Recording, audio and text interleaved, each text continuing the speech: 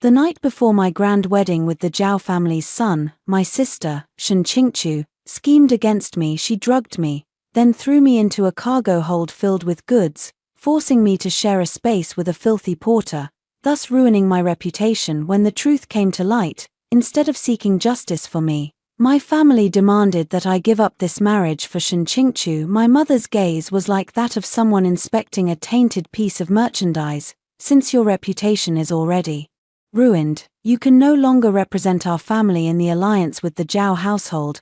Let your sister go instead, my usually cold elder brother said. Qingqiu has always been gentle and virtuous since childhood.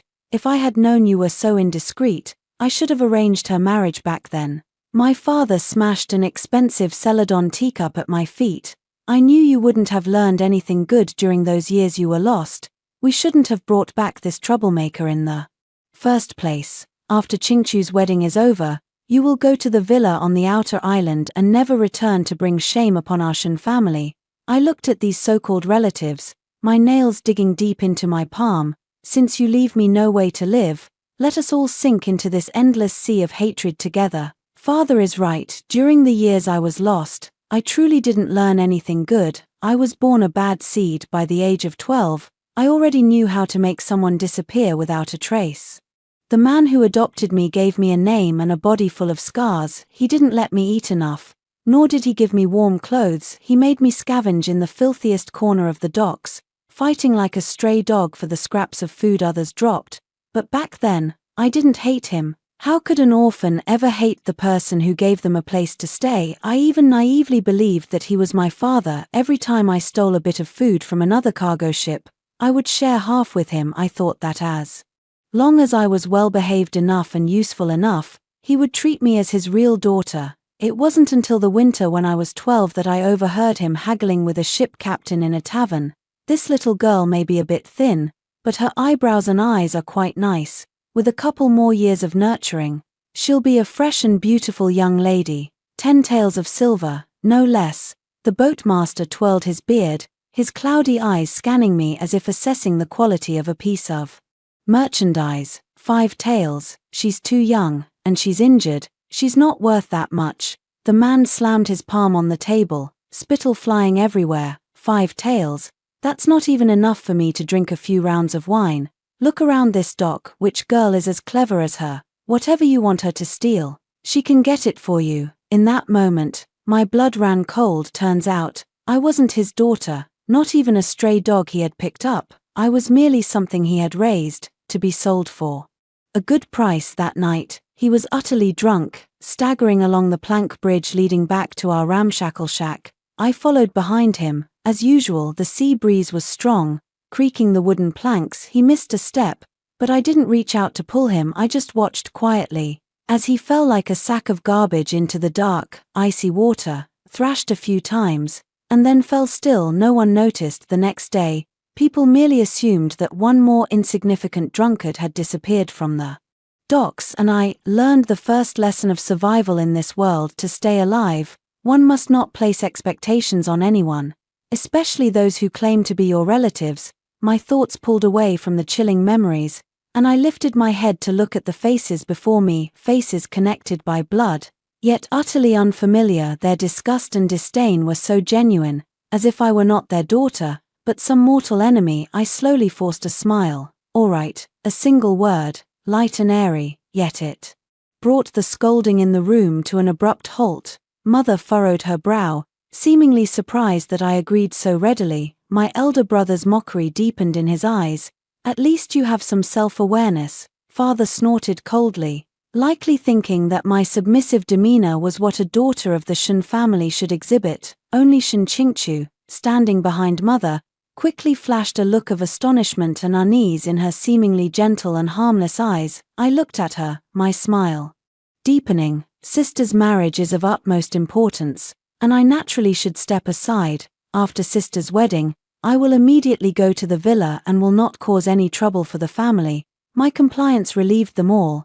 They thought I had accepted my fate, that I had been completely crushed by this sudden blow. What they didn't know was that once someone has crawled out of hell, they no longer fear returning there. All I could think about was how to pull down one by one those who had pushed me into the abyss. My good came out too calmly, like a needle piercing through their false tranquility. Mother's gaze toward me carried scrutiny and suspicion, as if she were judging whether I was brewing some new scheme. My elder brother, Shen Qingyuan, let out a derisive chuckle, his disdain practically oozing from his bones, pretending to be virtuous. If you could just behave yourself, it would be a blessing for the Shen family. I couldn't be bothered to even spare him a glance. It was Shen Qingchu who, with delicate steps, approached me, taking my hand with a gesture that was nothing short of perfect. Sister, don't blame father, mother, or brother. They were only thinking of the family's reputation. Don't worry, once I'm married, I'll definitely put in a good word for you with young Master Zhao. I'll find you a decent match in the future. Her hand was warm and soft, but the words that came from her mouth were like the forked tongue of a venomous snake. Chilling and malicious. A good word for me. Was she planning to tell everyone that I was a ruined woman who had been tainted by a laborer? Find me another match. Are you treating me like trash, just marrying me off to any widower or scoundrel? I pulled my hand away, looking at her pitiful face, my smile growing even warmer. How could that be? My sister marrying a fine gentleman is a great joy for the Shen family. I should be congratulating you.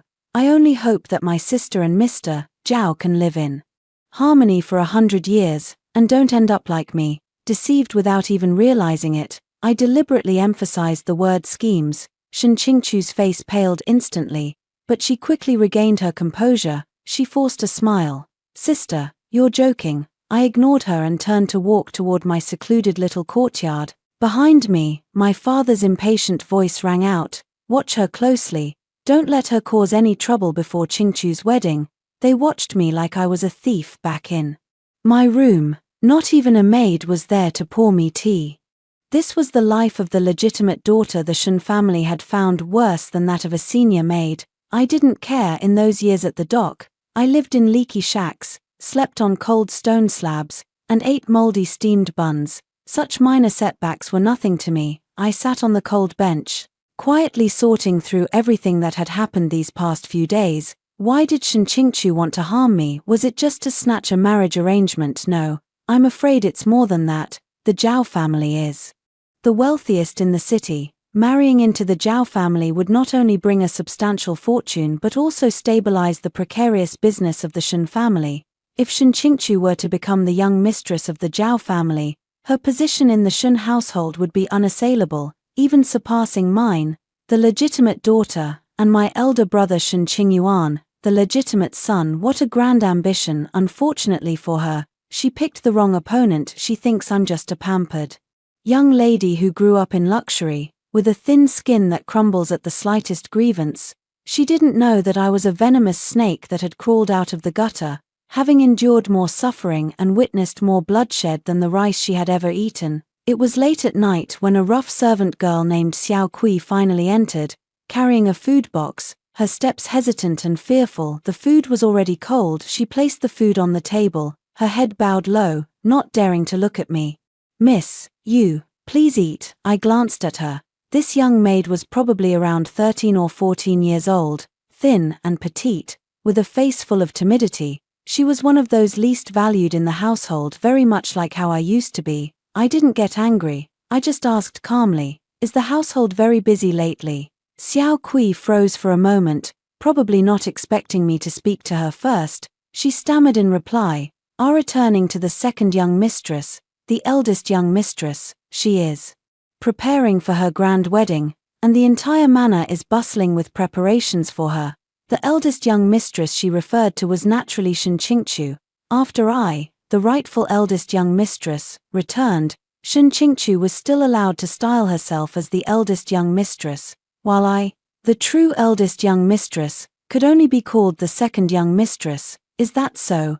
I heard that the Zhao family's betrothal gifts were quite generous. Sister's wedding dress must be very beautiful, isn't it? I casually engaged in small talk, as if unconcerned. When the topic turned to this, Xiao Kui's eyes lit up, and her words became more animated.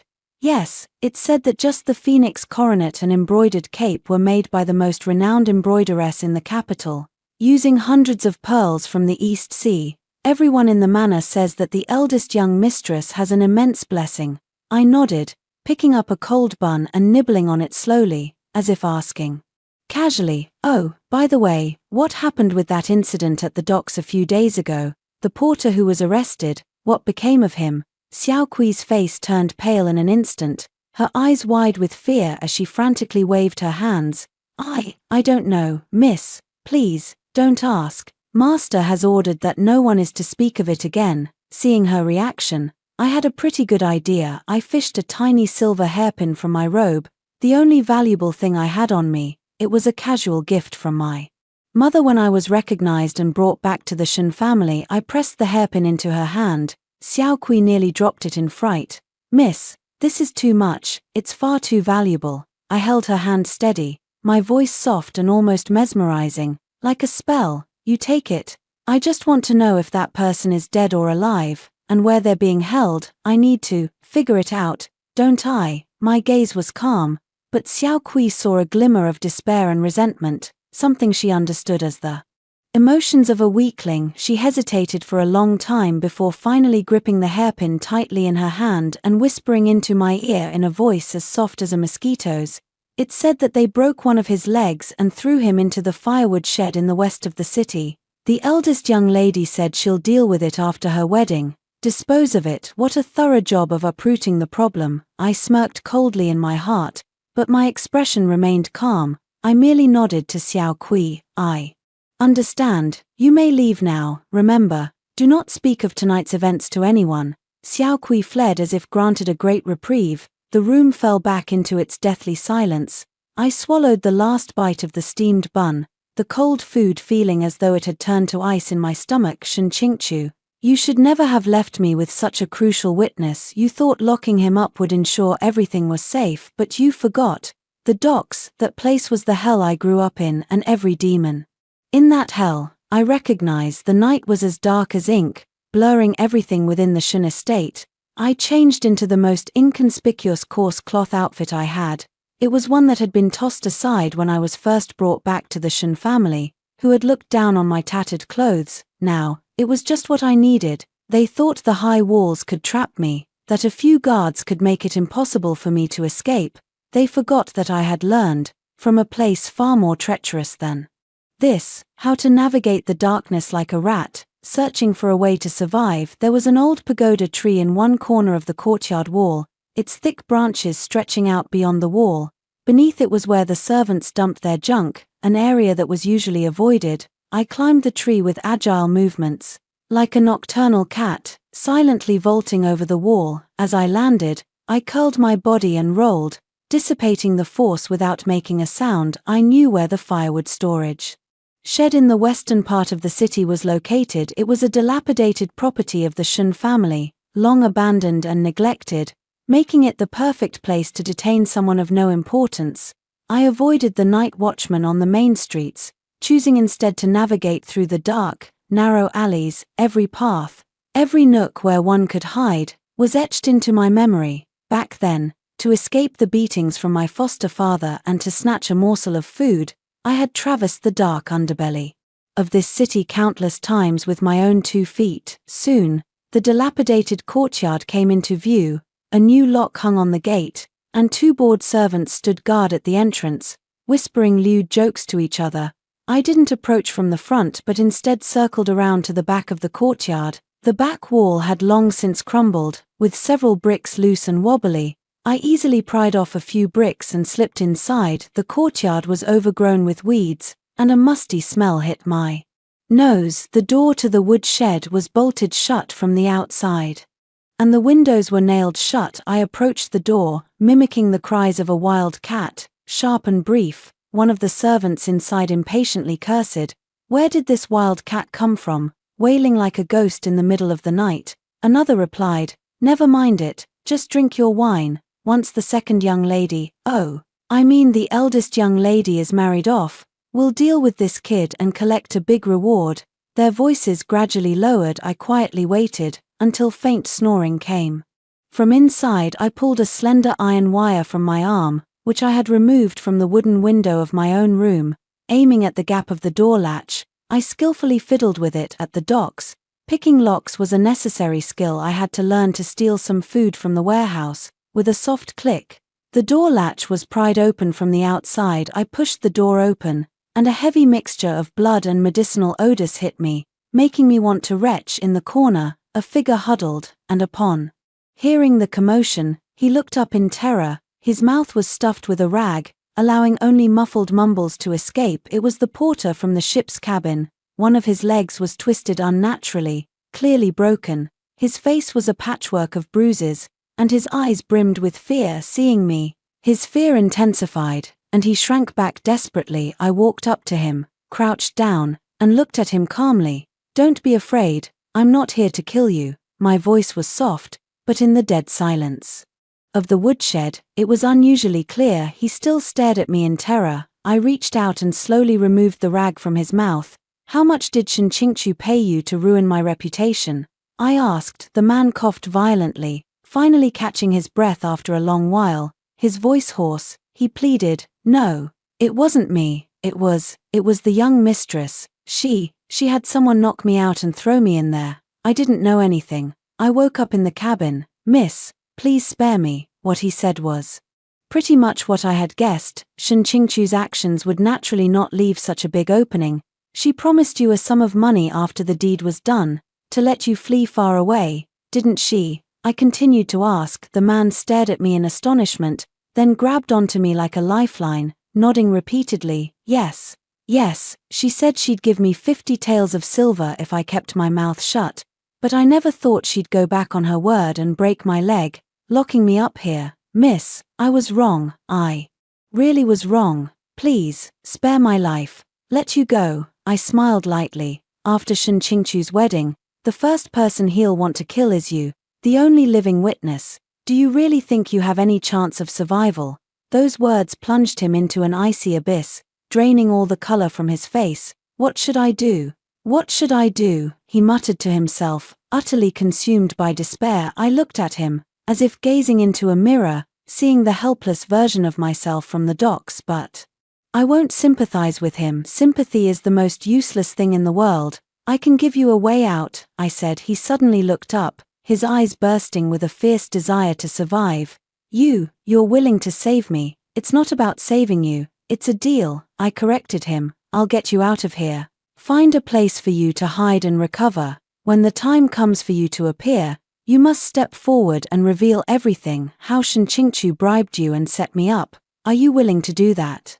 A flicker of hesitation and fear crossed the man's face. The Shin family was something he, as a small figure, could not afford to offend. I looked at him coldly. "You have only two choices. Either cooperate with me now, and there might still be a chance of survival in the future, or stay here and wait for the Shin family to come and collect your corpse in a few days. Choose for yourself." The instinct for survival ultimately overcame fear. He clenched his teeth and nodded heavily. I'll listen to the young lady. As long as I can stay alive, I'll tell you everything." "Very good." I took out a small oil paper package from my sleeve, containing some wound medicine and a few pieces of dried rations. "Eat something first, and tend to your wounds. Someone will come to pick you up before dawn. Remember his face. Trust no one but him." With that, I no longer looked at him, turned around, and left the woodshed, carefully restoring the door bolt to its original position. I did not immediately return to the Shun residence. Instead, I turned around and walked in another direction. That direction led to my true home, the docks. The docks at night were even more chaotic and filthy than during the day. The air was filled with the stench of fish, sweat, and cheap liquor. I navigated through several alleys piled high with crates with practiced ease, arriving at the most dilapidated tavern in the area. The tavern's sign hung askew, bearing the words 3 bowls and you're down. I pushed the door open, greeted by a smoky haze, where a few drunken men were engaged in a game of finger-guessing and gambling. As I entered, all noise ceased, and a dozen hostile gazes fell upon me. A burly tavern owner with a menacing face walked over, frowning as he scrutinized me. "Little girl, you've got the wrong place. This isn't where you should be." I ignored him, my gaze sweeping around the room until it settled on a corner. There sat a slender man, cleaning a dagger by himself. Indifferent to everything around him, he looked no more than 20. but his eyes carried the cold, wary gaze of an old, weathered wolf. I walked straight towards him. Everyone around had expressions of anticipation, eager to see what would happen, because that man was known as the Mad Dog of the Docks, nicknamed Rat. He had no parents, surviving by his skills in theft and fighting, ruthless and unyielding. Giving no one face, I walked up to him and sat down on the stool across from him. He finally looked up, and in his wolf-like eyes was a mix of impatience and murderous intent. "Get out," he said with a single word. I didn't move, only took something out of my pouch and gently placed it on the table, pushing it toward him. It was a wolf tooth strung on a red cord. At the sight of the wolf tooth, House's hand gripping the dagger suddenly froze, and the murderous intent in his eyes instantly solidified, replaced by an extreme shock and disbelief. He stared at me intently, his lips trembling, and after a long pause, he managed to squeeze out 2 words from between his teeth. "A-Q." I smiled. "That is my name. It is the name the man gave me, and the only name I was ever called in hell. Mouse, I need you to hide someone for me." The tavern was as noisy as ever, yet it seemed as if an invisible wall had cut it off. Within 3 feet of Mouse, there was complete silence. He stared fixedly at the wolf tooth that had been polished to a slight shine, then suddenly looked up at me, his eyes flickering with shock and suspicion. "They all say you've been taken back by the Shen family and become a young lady of the house." His voice was hoarse, like sandpaper scraping against wood. I thought you'd never come back to a place like this." "A young lady of the house," I chuckled self-deprecatingly, but the smile didn't reach my eyes. "Mouse, have you ever seen a young lady who would come looking for a rat from the gutter in the dead of night?" He fell silent. Those at the docks understood better than anyone the hierarchy of the world. On the day I was taken away, I was the center of attention, and everyone thought I had risen from the ashes to become a phoenix. Only he, lurking in the corner of the crowd, watched me with those wolf-like eyes, saying nothing. He knew that within the nest of the phoenix, there might also dwell a pack of man-eating eagles. "If it weren't for you back then, I would have been beaten to death by the big bear's men in that alley," Mouse said, sheathing his dagger and clutching the wolf tooth, as if holding on to a promise. "So, who needs to be hidden? Where, dead or alive?" he asked directly, without any unnecessary hesitation. "This is the law of survival at the docks. No questions about the reasons, only about connections and interests between us. We share a bond that has been tested by life and death." "He's alive. In the old firewood shed of the Shen family in the West City, there's a porter whose leg has been broken." I spoke concisely. "I need you to bring him out. Hide him in a place that's absolutely safe, treat his injuries, and don't let him die. He's still useful." "The Shen family," Housey frowned. "Messing with the Shen family is no small trouble. The Shen family wants him dead. I'm just giving him a little more time to live." I looked at him, speaking each word clearly. "Housey, this is the first time I've asked you for a favor since returning to the Shen family." The hesitation in House's eyes vanished instantly, replaced by a long-suppressed ferocity. He stood up, not particularly tall, but the aura of a desperate man he exuded made the surrounding patrons instinctively step back. "Back then, you saved my life. Today, I repay you. Go." We walked out of the tavern one after the other, merging into an even deeper darkness than that inside the tavern. House's familiarity with this place even surpassed mine. Guiding me, he moved like a true rat through the labyrinth of cargo lanes and alleys, approaching the firewood shed in the western part of the city without a sound. The 2 servants were already drunk and staggering, one of them leaning against the doorframe, snoring heavily. The rat fumbled a small bamboo tube from his waist and gave a gentle blow in their direction, releasing a colorless, odorless mist. Not long after, another servant also fell completely silent, soul-stealing incense, more than enough for these types. He explained softly. We easily entered the wood storage shed and dragged out the half-dead porter. The porter, seeing the rat, was so terrified that he thought the Shen family had sent someone to silence him. Only when he saw me did he calm down slightly, but his eyes still brimmed with fear. "Don't make a sound. If you want to live, come with us," I warned him coldly. The rat had somehow procured a small handcart for hauling goods. We tossed the porter onto it, covered him with a few tattered sacks, and blended into the night as we made our way toward the most secluded corner of the docks. It was a deserted shallow beach, known to the locals as Black Mud Bay. A few rotting fishing boats were moored here, exuding a stench of decay and rottenness, so foul that even beggars couldn't be bothered to come near. The rat had arranged for the porter to be hidden in the cabin of one of the boats.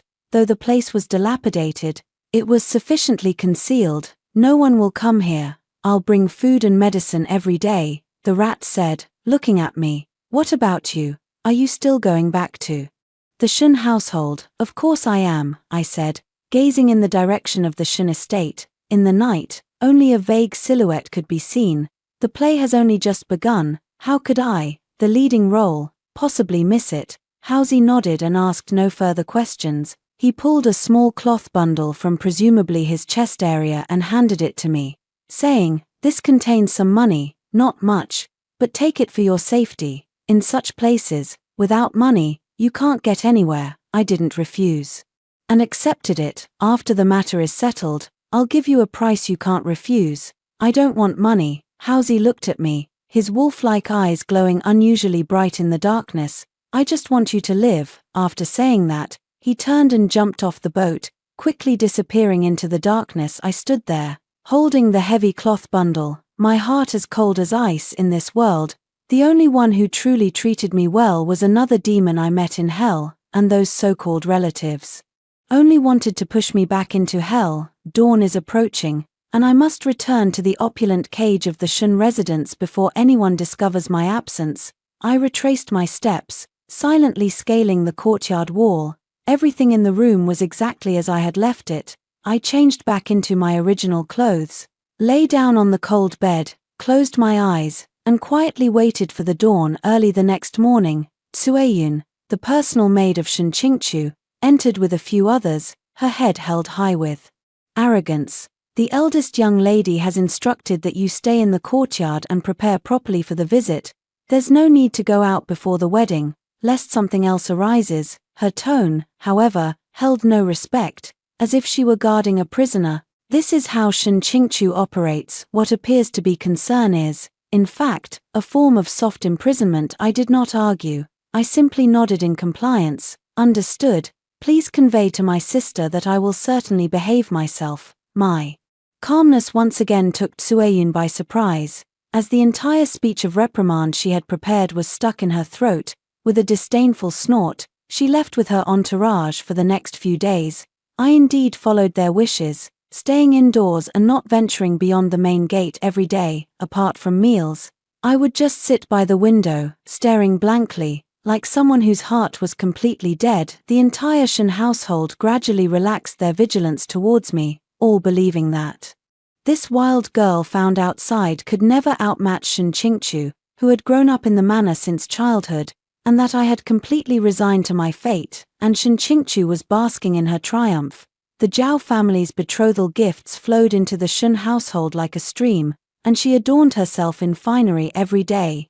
Basking in the flattery of everyone in the manor, she occasionally came to visit me as well, ostensibly to check on me, but in reality to flaunt. "Sister, don't you think this golden hairpin I'm wearing is beautiful?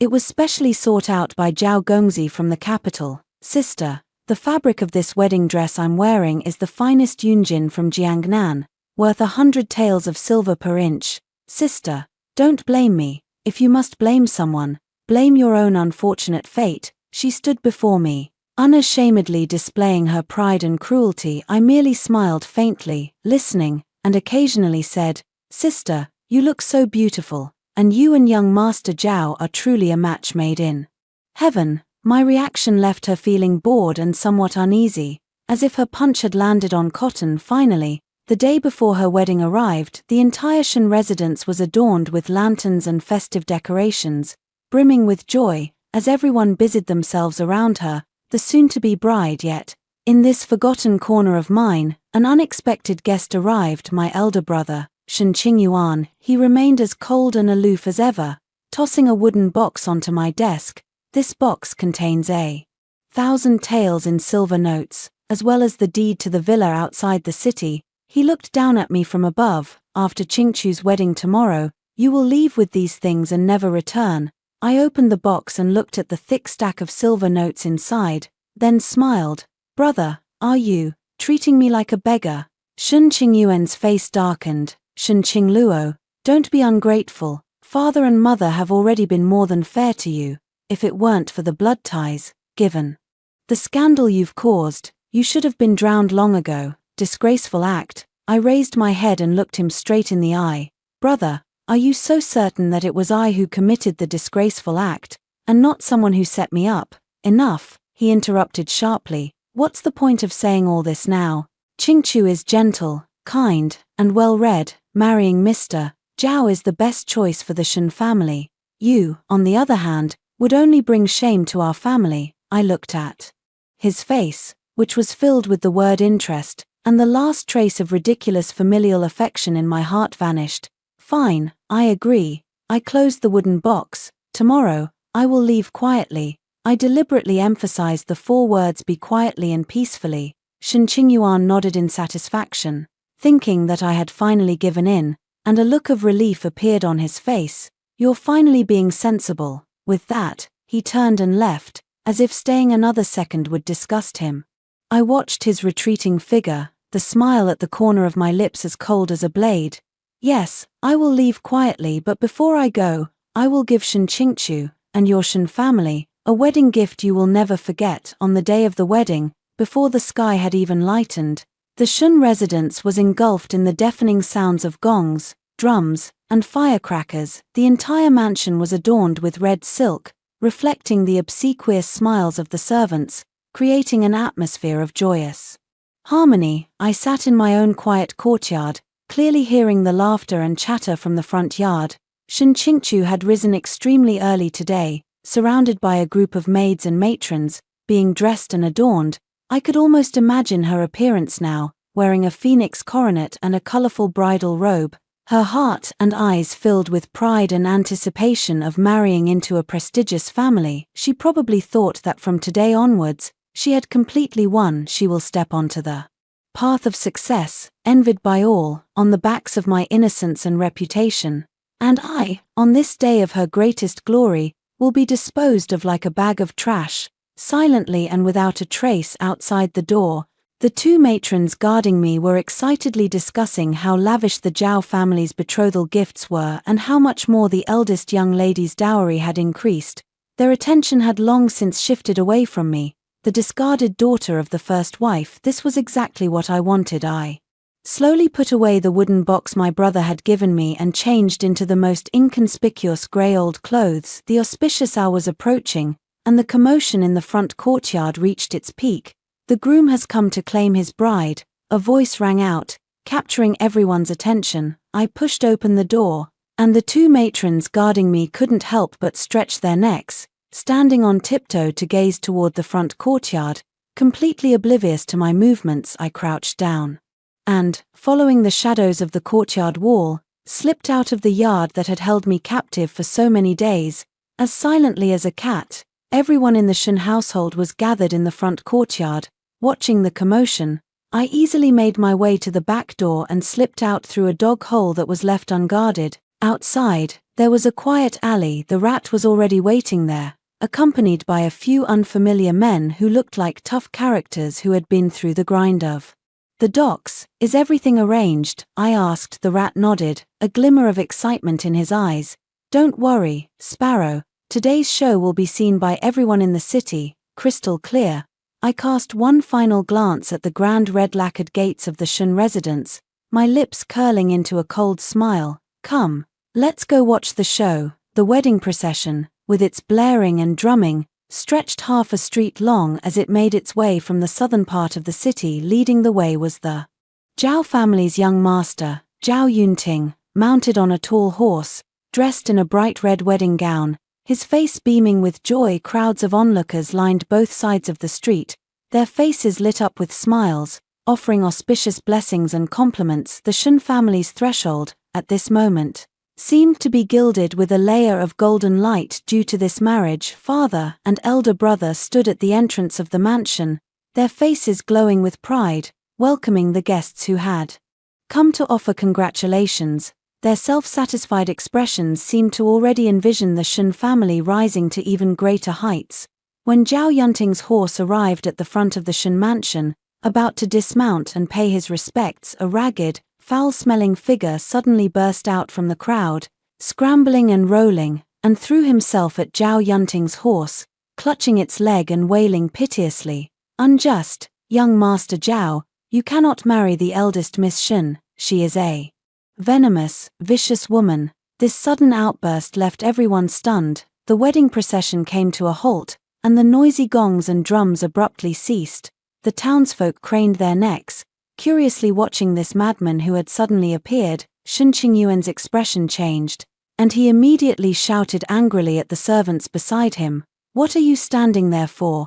Quickly drag this madman away." The servants, as if waking from a dream, were about to step forward, but the man clung tightly to the horse's leg, his cries growing even louder, each word clearly reaching the ears of everyone around. "I'm not a madman, I'm Wang Er, the porter wronged by the eldest young lady of the Shen family. It was me, the one who defiled the honor of the second young lady of the Shen family on the boat at the dock a few days ago." Boom! The crowd exploded in commotion. Although the Shen family had forcibly suppressed the matter, rumors had already spread throughout the city.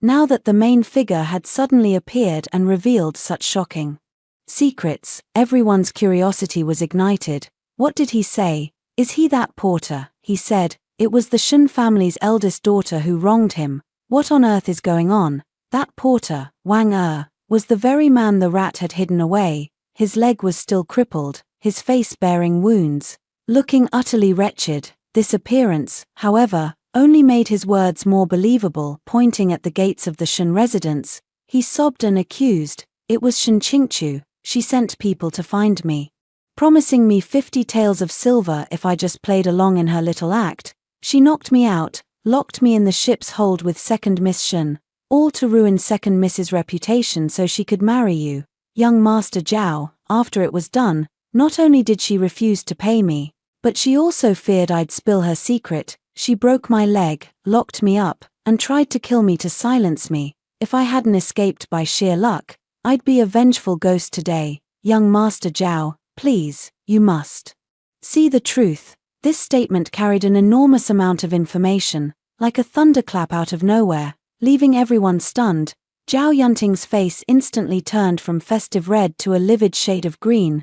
Shen Hongye was so furious that his whole body trembled as he pointed at Wang Er and roared, "Nonsense! You scoundrel! How dare you slander us on the joyous day of my Shen family? Come, take him and beat him to death with clubs." The Shen family servants immediately pounced on him with ferocious intent. A gasp rose from the crowd, however. At that moment, a clear and cold voice, though not loud, managed to cut through all the noise. "Father, are you in such a hurry to silence and kill because you're feeling guilty?" The crowd parted automatically, making way. I stepped out from the crowd, clad in my faded grey cloth old clothes, washed so many times they had turned pale. My appearance shocked the Shen family even more than the arrival of the porter. Shen Qingyuan's eyes nearly popped out of his head. "Shen Qingluo, how could you be here? Shouldn't you be? Where should I be?" I calmly looked at him, my gaze sweeping past him to land on my father's ashen face. "Should I be locked in the courtyard, waiting for you to complete this filthy deal, and then throw me out like trash, right?"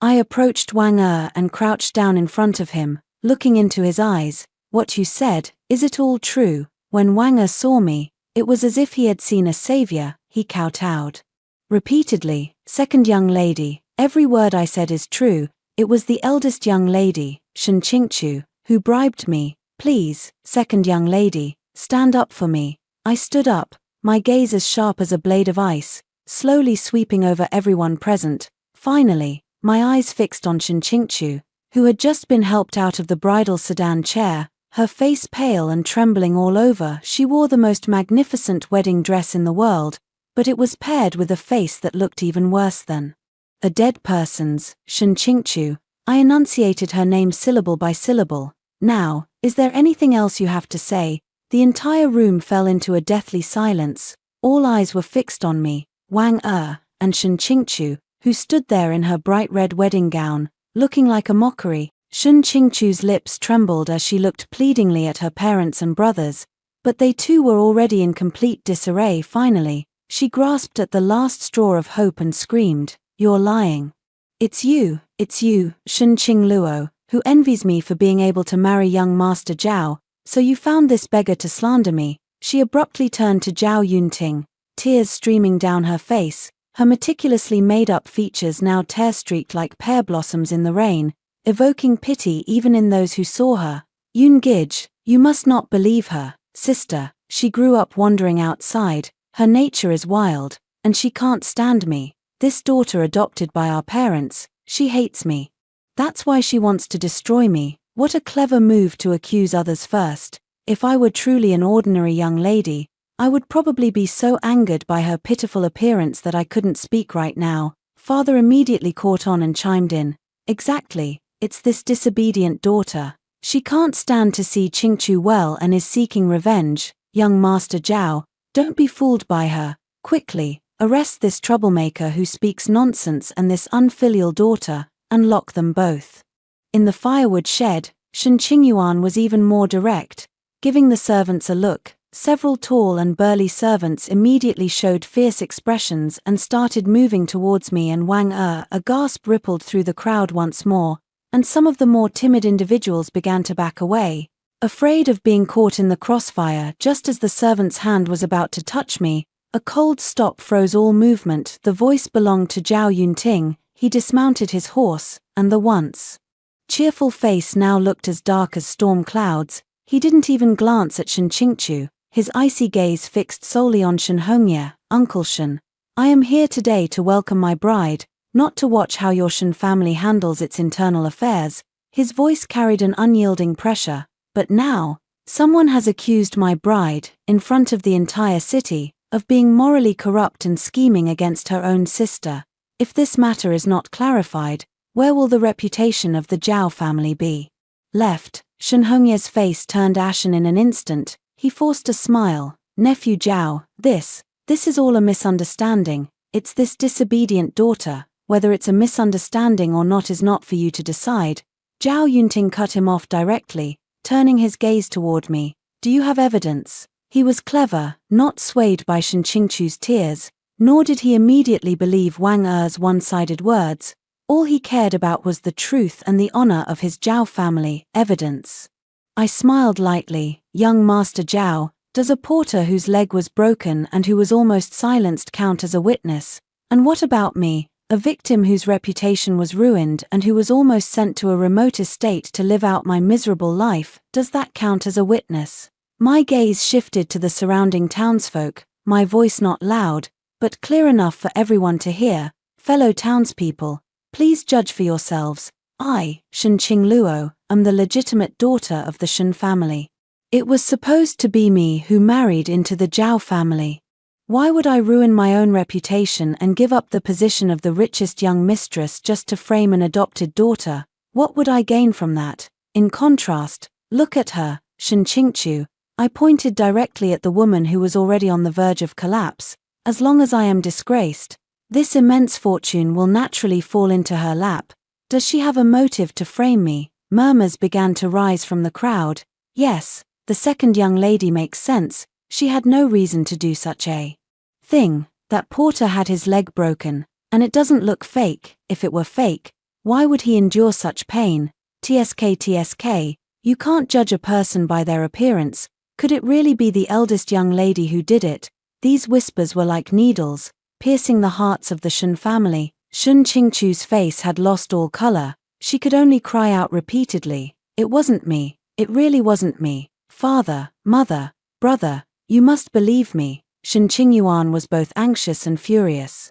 Pointing at me, he cursed, "Shun Qingluo, you venomous woman, even if Qingchu had a motive, do you have any real evidence? Do you think you can ruin the Shun family's 100-year reputation on the word of a single beggar, who said I only have one witness?" As soon as I finished speaking, Hao Zi emerged from the other side of the crowd, leading two shifty-looking men. The moment the two men laid eyes on Shun Qingyuan and Shun Hongye, their legs began to tremble. Hao Zi kicked one of them in the back of the knee, and both men fell to their knees beside Wang Er.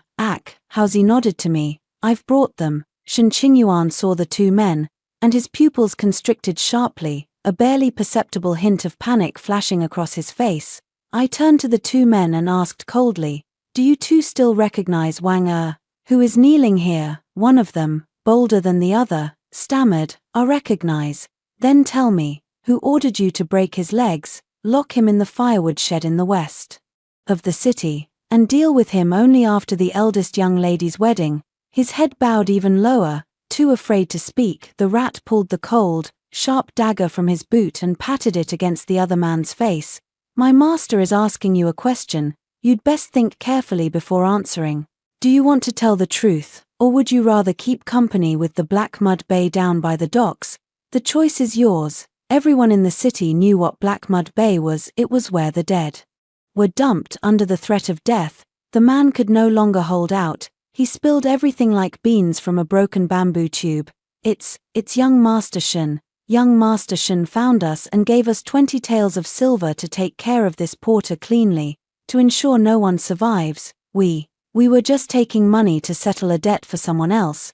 Please spare our lives, young master, young mistress." As soon as these words were spoken, the entire room erupted in commotion. If Wang Er's previous accusation was only directed at Shen Qingchu, then now, even the eldest son of the Shen family, Shen Qingyuan, was implicated. This was no longer a simple matter of sisters vying for affection, but a vicious conspiracy involving the entire Shen family. Shen Qingyuan's face turned pale in an instant.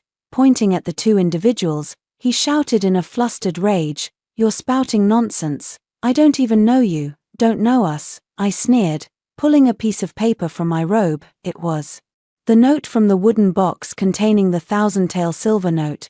"Brother, you truly are forgetful for someone of your status. The day before yesterday, you came to my courtyard and gave me 1,000 taels to send me away.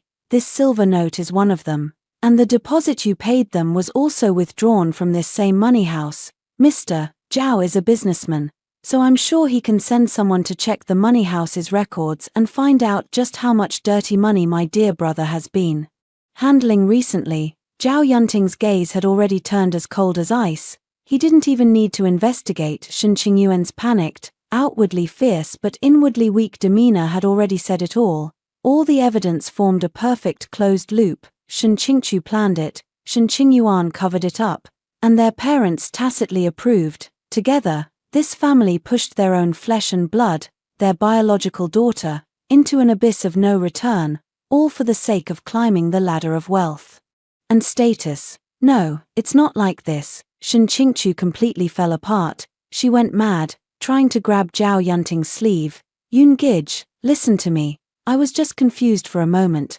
I love you so much." Zhao Yunting took a disgusted step back, as if avoiding something filthy, and ruthlessly flung her hand away. Shen Qingchu, thrown off balance by his action, fell to the ground, her phoenix crown tilted, the jewels in her hair clinking as they scattered everywhere, leaving her looking like a defeated wild chicken, utterly disheveled. "Enough."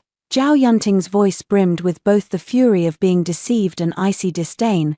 "My Zhao family cannot afford to lose face like this." Turning around, he faced the already stunned wedding procession behind him, and with clear, deliberate words, he declared, "This marriage is annulled, let's go." With that, he couldn't be bothered to glance at the Shen family again. He mounted his horse, led the grand wedding procession, turned around, and left in a grand and imposing manner. All that remained was the mess on the ground and the Shen family, who had become the laughingstock of the entire city. Father Shen Hongye could no longer hold on. He gasped for breath, pointed at us, his eyes rolled back, and he collapsed straight to the ground, unconscious. Mother let out a piercing scream, and the scene descended into complete chaos. And amidst this chaos, I quietly watched Shen Qingchu, who was lying on the ground, crying her heart out. I walked up to her, crouched down, and whispered softly, in a voice only the two of us could hear, "I told you, don't end up like me, being manipulated without even realizing it. Now, how do you feel?" Shen Qingchu abruptly raised her head, her eyes brimming with venom, glaring at me as if she wanted to devour me alive. "Shen Qingluo, you vile wretch, I will haunt you even in death." I laughed, a bright and radiant laugh. All right then, but before you become a ghost, you should first experience the taste of falling from the clouds to hell. After saying this, I stood up and no longer glanced at her. Mouse took a step forward and whispered, "RQ, what should we do next?" I looked at the vermilion-colored door, which now seemed incredibly ironic, and at the chaotic scene inside, where the so-called relatives were in disarray. My eyes were ice cold. "Go home," I said. "Back to our home, not back to this Shen mansion, all gilded on the outside but rotten within, but back to the docks. Dark and filthy, yet so utterly real. Where I was born, raised, and taught how to survive. The play is just beginning. What I wanted was never just an annulment. What I wanted was for the Shen family to pay with blood for everything they had done, for them to taste the bitterness of sinking like a ship into the abyss, never to rise again." We did not return to the Shen residence. The mansion that once symbolized wealth and kinship now, in my eyes, is nothing more than a splendid mausoleum on the verge of collapse. Haozi led me, along with Wang and the two enforcers who were utterly terrified, through the labyrinthine alleys with practiced ease, leaving the chaos and wreckage behind us. The dock remains the same as ever. The air is perpetually filled with the distinctive scent of fish, damp wood, and cheap tobacco. This aroma, which was the entirety of my childhood memories, now brings an oddly comforting sense of familiarity upon smelling it again. Haozi led us to the back courtyard of the Three Bowls Down Tavern. There were a few inconspicuous storage sheds here, which served as his usual hideout. "Wang Er's leg needs a doctor, otherwise, it's done for," Haozi said as he fished out a few strings of copper coins from a broken earthen jar and handed them to one of his underlings. "Go find Zhong the Lame in the southern part of the city. Tell him Haozi is inviting him for a house call, and make sure he keeps his mouth shut." He then pointed at the two enforcers trembling like sieve chaff, meaning shaking uncontrollably. "What about these two? You decide." The two men, upon hearing this, immediately kowtowed like garlic being pounded. "Merciful heroine, spare our lives. Gracious lady, spare us. We will never dare again." I looked at them, my gaze as calm as still water. "Keep them alive, they're still useful," I said indifferently. "Lock them up with Wang give them good food and drink, but don't let them escape, and don't let them die." Haozi seemed a bit surprised, but he never asked questions. He simply nodded, understood. He knew that these three individuals would be another chess piece in his grasp, ready to detonate at any moment to bring down the Shen family. I entered the innermost room, which was relatively clean, sat down at the table, and took out the wooden box Shen Qingyuan had given me from my robe. I pushed it toward Haozi. "There's 1,000 taels in here. Take it and use it to recruit some trustworthy brothers, then get the information channels at the docks up and running. I need to know the movements of every ship belonging to the Shen family and every transaction of their goods." Haozi opened the box, his eyes lighting up at the sight of the thick stack of banknotes inside, but then he pushed the box back toward me. I told you, I don't want your money. This isn't for you," I said, looking at him with an unyielding tone. "This is our starting capital for the uprising. Haozi, I'm not just looking to play around with the Shen family, I want their ships. Sunk in the depths of the sea, never to rise again, just the two of us. It's not enough." A spark ignited in Haozi's eyes. He understood what I meant. It wasn't just about revenge for me. I wanted to build our own power on this dock. He no longer declined, accepting the wooden box and nodding firmly. "I understand. You can rest assured, within 10 days, no one on this dock will be able to fart without you hearing about it."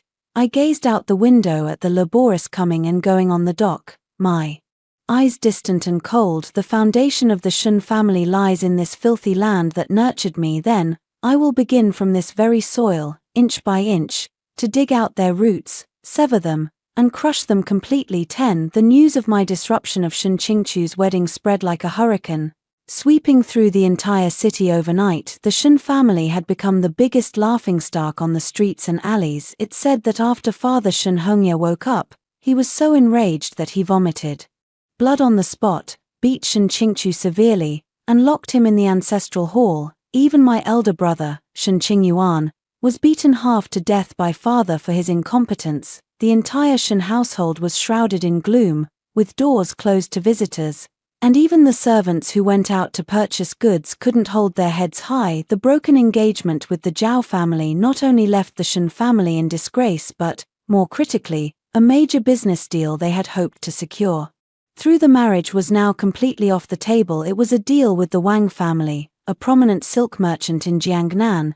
The Shen family had nearly mortgaged half their assets and stockpiled a large quantity of tea, preparing to ship it to Jiangnan now that the Zhao family, their once mighty support, had fallen. News quickly spread from the Wang family that they were reconsidering the partnership. If these tea leaves fall into the wrong hands, the Shen family will be severely crippled. If not completely ruined. All these pieces of information were continuously fed to me by Hao Zi. I stayed comfortably at the dock, like a dormant spider, quietly waiting for the Shen family's next move. They won't just sit back and do nothing, as expected. 3 days later, at dusk, an inconspicuous small sedan chair with blue cloth stopped at the entrance of the alley leading to the Three Bowls Down Tavern. A middle-aged man, appearing to be a steward, walked in and respectfully bowed to me. "Second Miss Shen, my master requests your presence." I recognized him. He was Zhao Yunting's most trusted steward. I wasn't surprised by his arrival. Zhao Yunting was a shrewd businessman and an extremely prideful man. The Shen family had humiliated him in front of the entire city, and he would not let the matter rest, and I was his best tool for revenge. Following the butler, I arrived at an elegant tea house in the city. Zhao Yunting was already waiting in the private room. He had changed out of his wedding attire and was now wearing an elegant brocade robe. His face remained somber, but his eyes had regained the calm and sharp gaze of a businessman. "Sit," he said, pointing to the seat across from him. He got straight to the point. "What do you want?" I poured myself a cup of tea. The warm liquid was just right to warm my slightly chilled fingertips. "That's an odd question coming from you, Zhao Gongzi. I'm merely reclaiming what is rightfully mine. What could I possibly want, Zhao?" Yunting let out a cold laugh. "Miss Shen, let's not beat around the bush. You caused such a ruckus at the wedding, stirring up a storm throughout the city, even involving yourself in the process. What you're after is probably more than just justice, isn't it?" He paused, leaning slightly forward, a sharp glint in his eyes. "You want the Shen family destroyed, and I, coincidentally, don't want them to get off easy either. We have a common goal." So, I looked up at him. "I'll help you," he said decisively. "I want the Shen family to pay for their deceit. I want them bankrupt, with no place left in this city. You take care of undermining them from within, and I'll handle the final blow in their business affairs." "Sounds like a good deal." I set down my teacup. "So, what's in it for Mr. Zhao? Surely it's not just about getting revenge." "Of course not." Zhao Yunting leaned back in his chair, reverting to his businessman persona. "When the Shen family falls, their businesses, their shipping channels, will naturally be taken over by someone else. And you, Shen Qingluo, I believe you know better than anyone where the Shen family's lifeline lies." I see. He wanted me to be his pawn, charging ahead for him, so that when the Shen family's great ship sank, he could legitimately come to salvage the treasures on board, and I, in return, could gain his support, as well as the satisfaction of revenge. "Mr. Zhao, what a clever plan.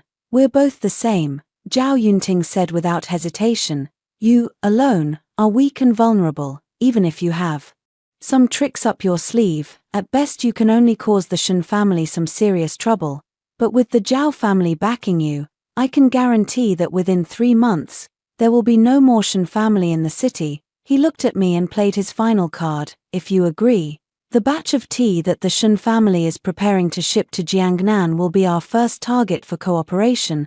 I will ensure that the Wang family completely cuts off all thoughts of working with the Shen family. By then, that batch of goods will only rot in the Shen family's warehouse." It was indeed an enticing proposition. I looked at him and suddenly smiled. "Mr. Zhao, it seems you've misunderstood one thing."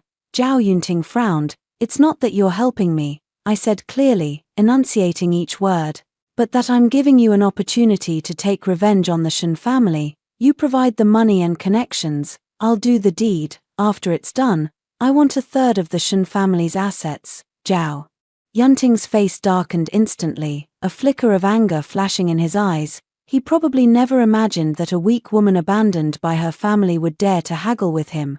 A third, you have quite the appetite. Not much. I calmly met his gaze. Without me, even if you have all the money in the world, you can only suppress the Shen family in the business world, causing them heavy losses, but you cannot completely destroy them. With me, I can make them lose everything. Mr. Zhao, these 3%, you're buying the life of the Shen family. Do you think it's worth it? The private room fell into a long silence. Zhao Yunting stared at me intently, as if re-evaluating the woman before him after a long while. He suddenly smiled, a look of appreciation for a worthy opponent. All right, 30%. I agree to your terms. He stood up, extending his hand towards me. A pleasure to work together. I didn't take his hand, merely lifting my teacup towards him in a toast. A pleasure to work together. I finished the tea in my cup. The liquid was cold, slightly bitter on the tongue, yet leaving behind an almost imperceptible sweetness. As I stepped out of the tea house, the sky had already darkened. Housie was waiting for me at the alley entrance. Seeing me emerge, he immediately came forward. How did it go? The fish is hooked, I said, a cold smile curling my lips as I gazed in the direction of the Shen residence. Pass the word, have the brothers keep a close eye on all of Shen's tea-carrying ships. I want to see how that old fox Shen Hongye plans to ship that hot potato out to sea.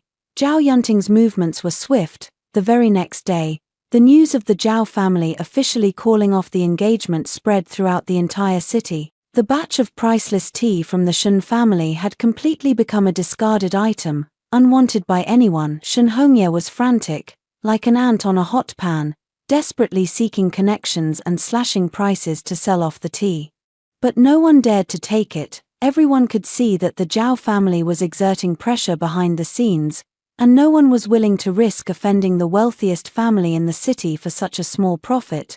With no other options left, Shen Hongye made a reckless decision. He decided to organize his own fleet and personally oversee the shipment, transporting this batch of tea to distant markets via sea routes. It was a high-stakes gamble. If he won, the Shen family might still have a chance to catch their breath. If he lost, it would be utter ruin, and I am going to make him lose everything, down to his last pair of underwear. RQ, I found out. Housie burst into my room, his face lit with excitement. Shen Hongye has assembled 3 large ships.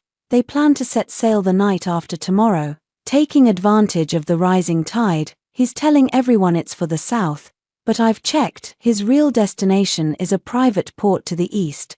That place isn't under official control, and he can offload any black market goods there. Is he personally overseeing the shipment? Yes, he's bringing Shen Qingyuan along. In the Shen residence, only his wife and Shen Qingchu remain. I stood up and walked to the window, gazing at the distant, pitch-black sea. The night breeze carried the salty, fishy scent of the ocean. A golden opportunity, I said slowly. Rat, gather all our men and prepare a grand gift. We're heading out to sea to send Mr. Shen and his son on their final journey. The night after tomorrow will be their deadline. The day after tomorrow, late at night, outside the city at Blackstone Beach, the sea breeze, carrying the salty mist, furiously lashed against the rocks, roaring like thunder. There was no moon in the sky. Thick clouds devoured all light, leaving only the flickering lights of 3 merchant ships far out at sea, swaying like ghostly flames amidst the storm. That was all that remained of the Shen family's hope.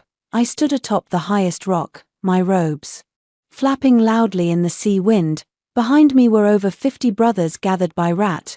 Most were the lowest of the low, the most desperate dockworkers and fishermen who had endured endless abuse from the shipowners. Now, with money to be earned and a chance to pull off a big heist, their eyes gleamed with the fierce light of wolves. Below us, a dozen small and fast fishing boats were moored.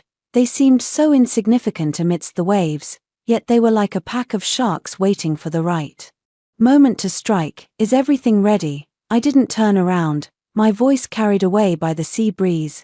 Don't worry, Ak, Housie said beside me, sliding a gleaming short knife back into his belt.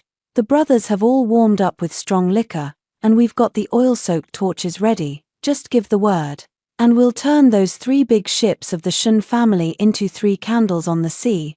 I nodded, my gaze fixed on the 3 merchant ships slowly sailing away from the shore. Shen Hongye was very cautious. He had specifically hired more than 20 guards, distributed across 3 ships, but in the vast, dark sea at night, in the face of absolute chaos, this number of men was like trying to quench a fire with a cup of water. Wait until they pass through the reef area.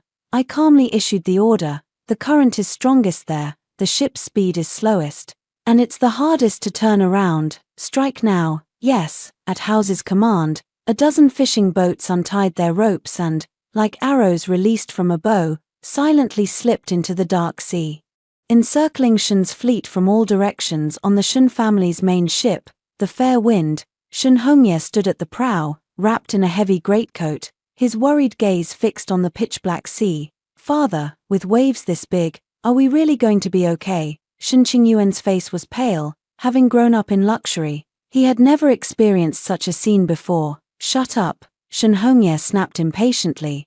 Is this the time to be saying such defeatist things? As long as we get through tonight. Once this batch of tea is sold, our Shun family will be saved. No sooner had he finished speaking than a guard suddenly pointed at the distant sea, his voice filled with terror as he shouted, Master, young master, look, what is that? Shen Hongye and Shen Qingyuan looked in the direction he pointed, and in the darkness, a series of flames suddenly lit up, like countless red eyes, rapidly approaching them from all directions. It's pirates. Shen Qingyuan was so terrified that his soul seemed to have left his body, his voice trembling uncontrollably. Impossible. Shen Hongye's face turned ashen. We've sailed this route for decades, and we've never heard of pirates. Quick, tell the crew to speed up, charge through. However, it was already too late. A dozen fishing boats sped swiftly, closing the distance in the blink of an eye. The people on board said nothing, merely hurling the hooks they had already prepared with force toward the 3 large ships. Clang, clang, clang, countless iron hooks latched onto the sides of the large ships, and the fishing boats clung to them like leeches. In the next moment, a torrent of firebrands, wrapped in cloth soaked with oil, rained down like a meteor shower, engulfing the decks and sails of the large ships. Set the fire. They're going to set the fire. The sailors and guards on the ship instantly fell into chaos. The wooden hull, the dry sails, once soaked in fire oil, immediately burst into roaring flames. The piercing screams, the clanging of metal, the splintering of wood, all intertwined with the howling sea wind, forming a symphony of doom. Shen Hongye's eyes were wide with fury. He drew the sword at his waist and roared madly, counterattack, counterattack, kill them, kill these bandits. His command, however, was powerless against the absolute chaos. The Shun family's guards were quickly overwhelmed by the numerically superior enemy, and the men from the docks were ruthless, striking with deadly precision and no regard for rules or order. Father, what should we do? The ship is sinking, it's sinking. Shen Qingyuan clung to a mast, tears and snot streaming down his face in terror. At that moment, a fishing boat pulled alongside the bow of the Fair Wind. In the flickering firelight, a slender figure stepped onto the gunwale.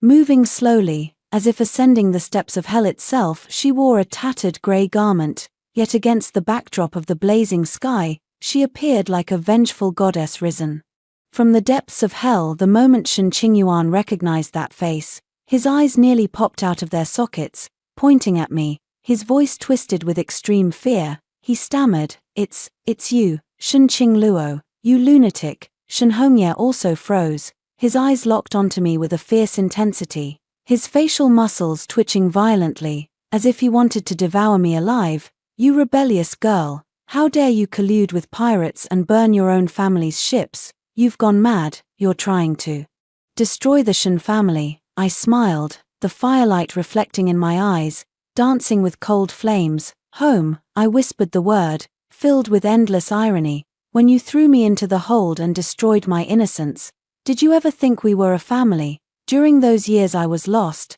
I didn't learn anything good, I said, stepping closer to them, the deck beneath my feet scorching from the fire. I only learned one thing: what others give you, they can take away at any moment. Only what you Seize yourself will always be yours. I stopped in front of them, gazing at their two faces twisted with fear and rage, the coldness in my smile deepening. Today, I will repay you in full for the worthless life you gave me. These 3 ships of tea will serve as the dowry you owe me. I paused, my voice as soft as a demon's whisper. However, this dowry is meant for the Dragon King of the Sea. No, Shen Hongye let out a desperate roar, raising his sword and charging at me like a madman mouse. Darted in front of me, kicking him to the ground with a single swift motion. The mast of the main ship groaned under the weight of the raging fire, a loud crack echoing as it snapped in half, the burning sail crashing heavily into the sea, sending towering waves surging. The ship began to tilt. Countless people screamed as they jumped into the cold, black waters. Shen Hongye and Shen Qingyuan clung to a shattered plank, bobbing in the sea, watching helplessly as all their possessions, the foundation of their livelihood, were consumed by the fire, sinking bit by bit into the endless darkness.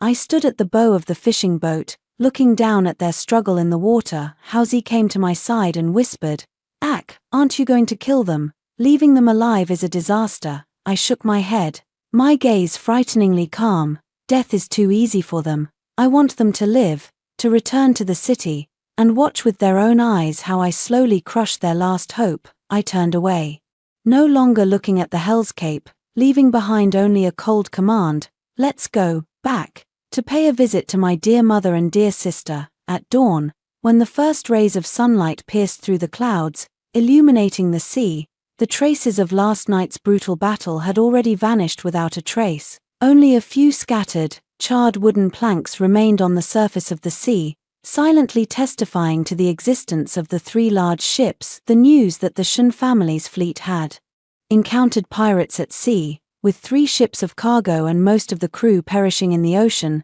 spread back to the city like wildfire, at an astonishing speed. When Haozi and I returned to the dock, the entire city was already in an uproar. Some were shocked, some felt pity, but the majority were gloating. After all, the Shen family had expanded their business greatly over the years, yet their conduct was far from honorable, earning them many enemies. Now that the walls had crumbled, countless people were secretly clapping with glee. At this moment, the Shen residence was already a scene of utter silence. When I returned to the gate of the Shen residence, the vermilion-painted doors were tightly shut, and there wasn't even a gatekeeper in sight. The once glorious plaque symbolizing honor and status now looked dull and filled with the aura of decline. I didn't take the main gate this time either. Just like last time, I skillfully scaled the back wall. The mansion was eerily empty. The servants must have gotten wind of the situation, as most of them had packed their valuables and fled. The few who remained were cowering in the servants' quarters. Trembling, I made my way directly toward the main hall of the main courtyard.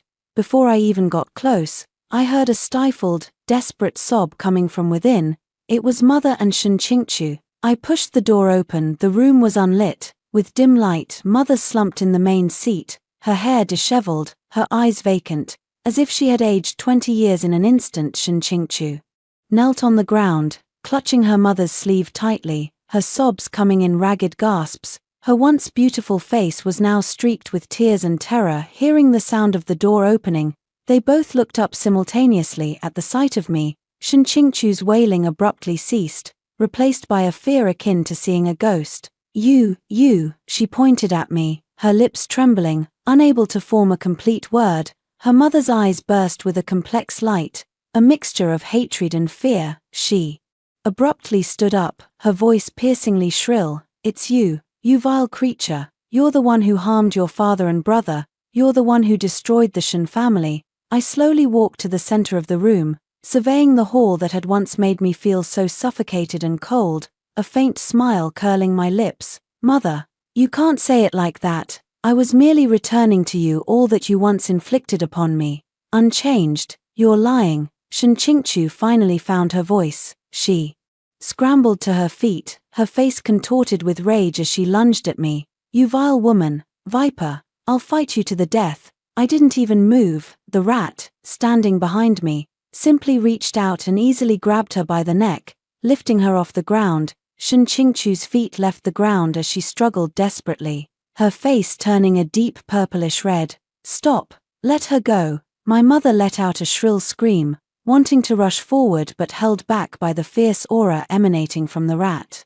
Too afraid to get close. "Rat, let her go," I said calmly. Housie let go of her, and Shinchingchu collapsed to the ground like a pile of mud, coughing violently and gasping for air. I walked up to her, crouched down, and looked into her eyes, filled with venom. "Shinchingchu, do you remember when you locked me in the ship's hold? Back then, I was just like you are now, helpless, desperate." I reached out, gently patted her cheek, the gesture tender, but the words as cold as ice. "Don't rush, the game has only just begun. Haven't you always wanted to be above others? I'll soon let you taste what it's like to be beneath them." After saying this, I stood up, no longer paying attention to her, but looking at my mother who had completely lost her spirit. "The Shin family is finished," I calmly stated a fact. "Even if father and brother manage to return alive, there'll be nothing but stray dogs with nothing left. This vast Shin estate will soon be trampled flat by creditors sniffing out the blood." Mother's body swayed, nearly unable to stand. "I have come today to offer you two paths," I said, my voice devoid of any emotion. "The first is to stay here and wait to be seized by creditors and sold off. If you are fortunate, you may be sold to a wealthy household as a servant. If not, you may end up in a brothel. I'm sure those days will be thrilling." Shinchingchu's body trembled violently, and all the color drained from her face. "The second option." My gaze fell upon her. "The docks on the west side of the city are still in need of a few washerwomen. If you go there, at least you'll have something to eat and won't starve to death."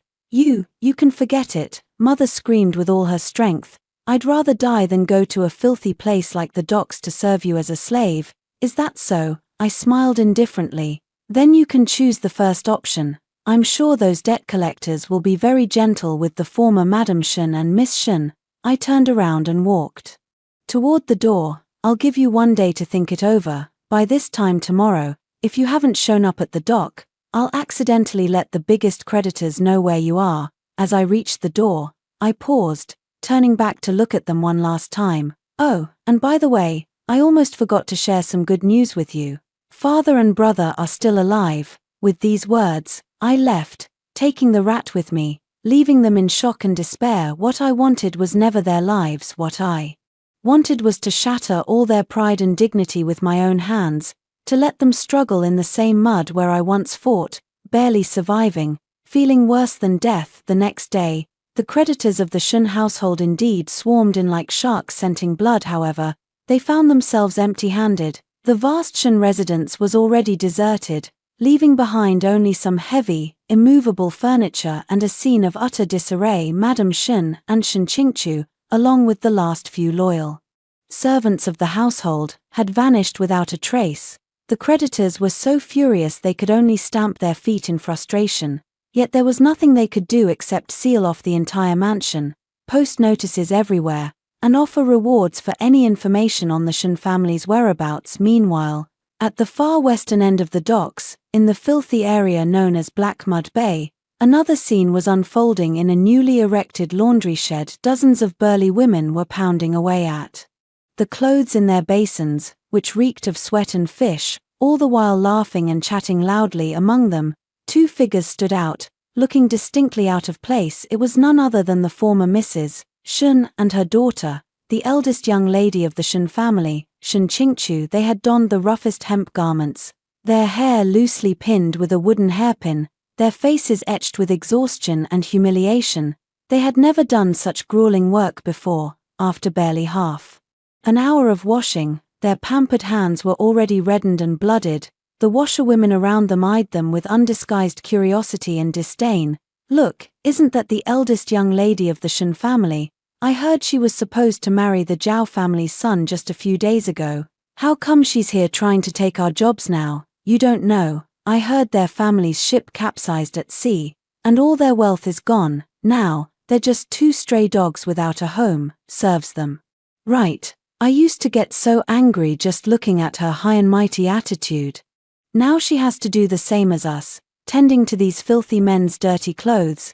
These whispers were like poisonous thorns, piercing deeply into the hearts of the mother and daughter. Madame Shen was so furious that her whole body trembled. Several times, she wanted to throw the clothes in her hands to the ground, but every time she saw the small, thin figure leaning against a pile of cargo boxes, coldly watching them she could only swallow her humiliation and endure. Shen Qingqiu kept her head down, silent, mechanically scrubbing the clothes in her hands, her tears mingling with the dirty water in the basin, slipping down soundlessly. She was terrified. Compared to washing clothes here, she was even more afraid of being sold into a brothel, where she would live a life worse than death. At that moment, I walked over slowly, draped in a black cloak. As soon as I appeared, the surrounding chatter instantly ceased.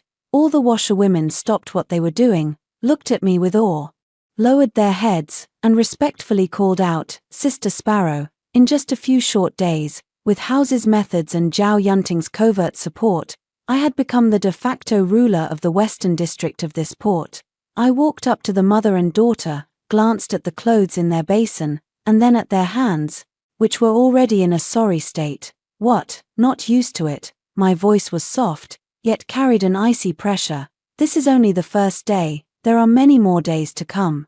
Madame Shen suddenly raised her head, her once dignified eyes now bloodshot and filled with hatred. "Shen Qingluo, what exactly do you want? Do you find joy in tormenting us like this?" "Joy?" I laughed as if hearing something absurd. "Mother, this is just the beginning. Back then at the docks, I lived a life worse than a dog's. Now, I merely want you to experience it for yourselves." I pulled out 2 dark, cold, and hard buns from my robe and tossed them onto the muddy ground in front of them. "This is your lunch for today. Remember, no work, no food here. You can rest only after you finish washing the clothes assigned to you." After speaking, I no longer looked at them and turned to leave. However, just as I turned around, a commotion suddenly erupted at the entrance of the dock. 2 figures, ragged and emaciated, supported each other as they appeared in the sight of everyone. They looked like demons who had just crawled out of hell, exuding the salty stench of the sea and an aura of despair. It was Shen Hongye and Shen Qingyuan, who had narrowly escaped the shipwreck. They had returned. They must have heard about the misfortune that had befallen their family and had made their way back, begging along the way. They might have imagined the desolation of a home reduced to bare walls, but they could never have expected to see such a scene that struck terror into their hearts. Here in the filthiest corner of the docks, Shen Qingyuan was the first to spot our mother and sister, who were being reprimanded by me. His eyes instantly reddened, and he let out a beastly roar. "Shen Qingluo." Shen Hongye also saw it. His body convulsed violently, and a mouthful of fresh blood gushed out. He fell straight backward. "Father, master." The entire laundry shed descended into complete chaos. I stood rooted in place, coldly observing this unexpected family reunion. I watched as Shen Qingyuan charged over like a madman, only to be pinned to the ground by Hao Zi and a few of his underlings, his helpless roars echoing in the air. I saw Shen Qingqiu and my mother scramble over to Shen Hongye, who lay unconscious, their heart-wrenching cries filling the air. What a splendid show it was, a family, finally complete, reunited in the hell I had built for them. Shen Hongye was rescued and regained consciousness, but he would have preferred to remain unconscious. Waking up meant facing the cruel reality of his family's destruction, his wife and daughter's humiliation, a fate worse than death itself. I didn't kill them. Instead, I settled the entire family of 4 in a dilapidated shack by the docks, a place with walls that let in the wind from all sides. This shack had once been home to me and my alcoholic foster father. I had someone deliver 4 black steamed buns and a bucket of barely drinkable water to them every day. This was all the sustenance they had to survive on. Want to eat better? That's possible. Madame Shen and Shen Qingqiu had to work in the laundry shed every day. After washing 100 pieces of clothing, they could exchange for an extra vegetable bun. And to Shen Hongye and Shen Qingyuan, 2 men who once held lofty positions, I gave them another job. The dirtiest and most exhausting work at the docks, cleaning out the stinking sores and hauling dead fish and rotten shrimp. Shen Qingyuan had his leg broken and hadn't fully healed yet, making his current situation even worse. He practically crawled through his work, ending each day covered In filth and stench, the once proud young master of the Shen family had become a repulsive pest that everyone at the docks avoided at first. They fiercely resisted. Shen Hongye pointed at my nose, spewing every vile curse he had ever known in his life at me. Shen Qingyuan, like a trapped beast, repeatedly tried to charge at me to fight to the death, only to be beaten even more brutally by House's men. But hunger is the best trainer. When they were so hungry that they could barely muster the strength to curse, they finally gave in. They began to endure all manner of humiliation, like dogs, just for a bite of food. I occasionally went to see them. I enjoyed standing outside the shack, watching the four of them push and shove, even come to blows, over a single steamed bun, seeing in each other's eyes no longer the warmth of kinship, but resentment and numbness. Shen Qingchu harbored hatred toward his parents and elder brother, blaming their greed and foolishness for the dire situation they now faced. Shen Qingyuan, on the other hand, resented his father. If not for his father's insistence on setting sail, they wouldn't have suffered such a devastating loss. As for Shen Hongye and Madame Shen, they directed all their hatred toward me. Their gazes on me were like poisoned blades, longing to flay me alive. I don't care. I want them to rot away slowly, consumed by endless pain and internal strife. That day, Zhao Yunting sent someone to invite me to that tea house again. This move of yours is far more vicious than simply killing them outright, he said as he poured me a cup of tea, his tone impossible to decipher as praise or something else. The Shen family of today has become the laughingstock of the entire city. Every day, gossips flock to the docks just to witness how the once respected Shen master and his daughter struggle in the mud. To deal with a venomous snake, one must use an even more poisonous method, I said, raising the teacup to my lips for a gentle sip. Mr. Zhao, you didn't invite me here today just for idle chatter, did you? Of course not, Zhao Yunting replied with a smile, pulling out a deed from his sleeve and sliding it across the table toward me. The Shen family's mansion, along with a few of their shops in the city, have been put up for auction by their creditors. I've bought them for you. Now, they belong to you. I looked at the deed but made no move to take it. No merit, no reward. What does Mr. Zhao want? You might as well be straightforward. I want the shipping line in your hands, Zhao. Yunting's gaze sharpened. The Shen family has fallen, but the maritime channels they've operated for decades are still there. The ship captains, the sailors, and the checkpoints along the way. You know them better than I do. I want you to rebuild this line, and from now on, all of Zhao family's goods will pass through you. He paused and added, we'll still stick to the previous agreement. You 3, me 7. I laughed. Mr. Zhao, times have changed. I pushed the deed back to him. Our partnership was to bring down the Shen family. Now that the Shen family is a dead dog, it's time for a new arrangement. Zhao Yunting's expression subtly changed. What do you mean by that? I want 50%, I said to him, each word deliberate. And it's not that I'm working for you. We're partners. You provide the funds, the goods, I provide the people, the channels. This shipping route must be under my control. Shen Qingluo's, Shen Qingluo. Zhao Yunting's voice turned cold. Don't forget, without the Zhao family, you'd be nothing. And Zhao Gongzi shouldn't forget. I met his gaze without flinching, that without me, your Zhao family's goods will forever be stuck on land. Want to go to sea? Be my guest. Go deal with those ruthless ship captains and pirates yourself. Let's see if they recognize the face of the Zhao family's young master. Silence fell once more in the private room. Zhao Yunting's chest heaved violently, clearly incensed by my ingratitude and audacious demand. But in the end, reason prevailed over anger. He knew what I said was the truth. The docks have their own rules. It's a place where money doesn't matter, only fists and connections count, and me, or rather, the rat behind me, happens to be the biggest fist in the western district of the docks right now. Aren't you afraid I'll find someone else? He made one last attempt. You can try, I said nonchalantly, shrugging. See if anyone else on this dock, besides my people, dares to take your business. After a long silence, Zhao Yunting leaned back in his chair, a wry smile crossing his face. Shen Qingluo, I truly underestimated you. You're not a viper, you're a white-eyed wolf that devours people without even spitting out the bones. Thank you for the compliment. I picked up the land deed and tucked it into my robe.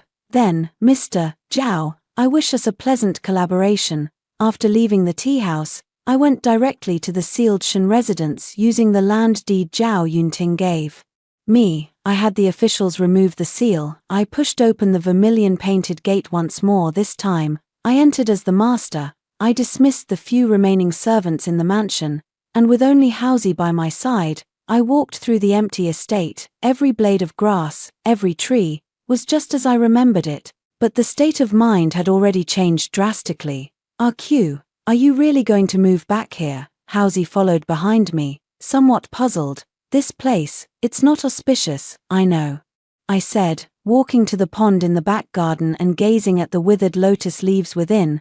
But some accounts haven't been settled yet. I turned to look at him and instructed, Hausi, help me with something. You speak. Go to the best coffin shop in the city and order a top-quality coffin for each of my loved ones. My voice echoed coldly in the empty courtyard. Then, invite them back. Tell them I have a grand gift to offer. For black Nanmu coffins were arranged side by side in the center of the Shen family's main hall. The coffins were not yet sealed, their interiors empty, exuding a mix of fresh wood and tung oil. In this silent mansion, they seemed particularly eerie. The Shen family of 4 was invited back to this mansion that was both familiar and alien by Hausi's men. They looked at the scene before them, their faces pale, eyes filled with fear. Shen Qingluo, what do you mean by this? Shen Hongye pointed at the 4 coffins, his voice trembling. I sat leisurely in the main seat that once belonged to him, sipping a fresh cup of tea, as if I didn't notice the terror in their eyes. Father, don't get excited. I set down my teacup and said with a smile, after all, this was once our home. Now that I am the master of this estate, I invite you back to recognize the door, and to show you the new rooms I have carefully prepared for you.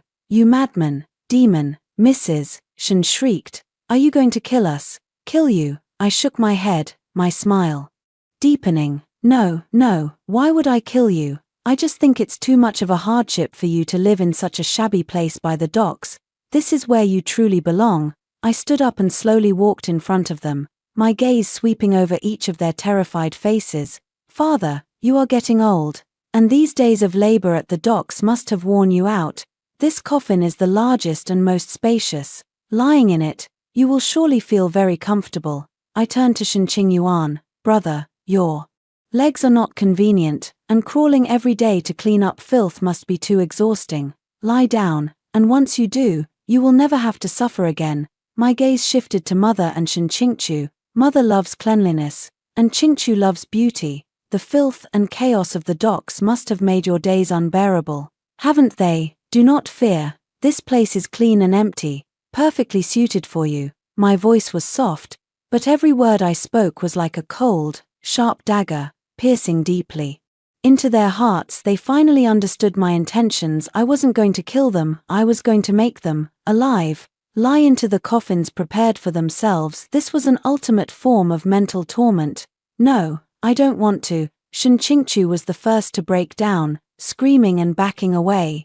But she was firmly held by Hausi's men. You devil, let me go, I don't want to lie in there. Shen Qingyuan also struggled violently, his eyes bloodshot, as he roared, Shen Qingluo, if you have the guts, just kill us, don't torture people with these despicable tricks. Kill you, I sneered, that would be too easy for you. Haven't you always thought that I, the daughter cast aside by your family, brought shame to the Shen name? Haven't you always thought I should die? Today, I'll let you experience for yourselves what it feels like to lie here, waiting for death to come. I waved my hand. The underlings of Hausi no longer showed any restraint, forcefully pushing each of the 4 of them, one by one, into the 4 coffins. They struggled frantically, cursed, and cried out, but all was in vain. Soon, the main hall was left with only the 4 coffins and the desperate screams and sobs emanating from within. I approached the coffin and looked down at them, watching them trapped in the confined space, their faces streaked with tears and fear. From today onwards, this is where you will stay, I declared calmly. Every day, someone will bring you a meal and water, when you come to your senses, when you are willing to kneel and truly repent for everything you've done in the past. Perhaps then, I might consider letting you out." Having said that, I no longer looked at them and turned to Housie, instructing, "Make sure someone keeps an eye on them. Don't let them die, and don't let them escape." "Yes, Sister Sparrow." I walked out of the main hall, shutting the cries and curses behind the closed door. The sunlight outside was beautiful, warming my body pleasantly. I took a deep breath, as if to expel the last bit of gloom from my heart. The story of the Shun family should end here, with a full stop, but my story is just beginning. I became the new master of the Western Dock area and the Shun family's shipping line. Although Zhao Yunting was reluctant, faced with immense profits, he chose to continue collaborating with me. Our fleet began shipping Zhao family's silk and porcelain overseas in endless streams, while bringing back exotic spices and gems from abroad. My wealth accumulated rapidly, like a snowball rolling downhill. I am no longer the RQ who struggled to survive at the docks, nor the Shun Qingluo who endured humiliation in the Shun household. People now call me Sister Q or Boss Shun. They respect me, and they fear me, for they all know that I am a woman who crawled out of hell and dragged all my enemies back into it with my own hands. 3 months later, on a rainy night, Housie approached me with an umbrella, whispering, "Sparrow sister, the one inside is barely holding on." I set down the ledger I was holding and followed him to the main hall. The 4 coffins remained there, just as they had been, but inside, there hadn't been any curses for a long time. I approached Shenhongya's coffin. He lay inside, emaciated to the point of being just skin and bones, his eyes clouded, his breath faint, like an oil lamp on the verge of extinguishing. Seeing me, his lips moved as if he wanted to say something. I lowered my head and leaned close to his ear. I heard him use the last of his strength to utter a few words. I was wrong. I straightened up, looking at him with an expressionless face. "I know," I said then. I turned around and said to Housie, "Close the coffin lids." "Yes," for muffled sounds of the lids closing echoed through the empty mansion, as if tolling the final knell for a past grievance. I didn't kill them, it was despair that took their lives. I stepped out of the Shun residence, standing under the eaves, gazing at the flagstones in the courtyard, scrubbed clean by the rain. In the distance, a bolt of lightning tore through the night sky, illuminating my face. On that face, there was no sense of satisfaction from revenge, nor any feeling of relief, only a deep, ocean-like calm. The sunken ship has passed, and the journey ahead is long. My voyage has only just set sail. After hearing the story above, what are your thoughts? Feel free to share your opinions in the comments section. Looking forward to hearing from you. If you liked this story, don't forget to like it, share it, and subscribe to my channel. See you next time.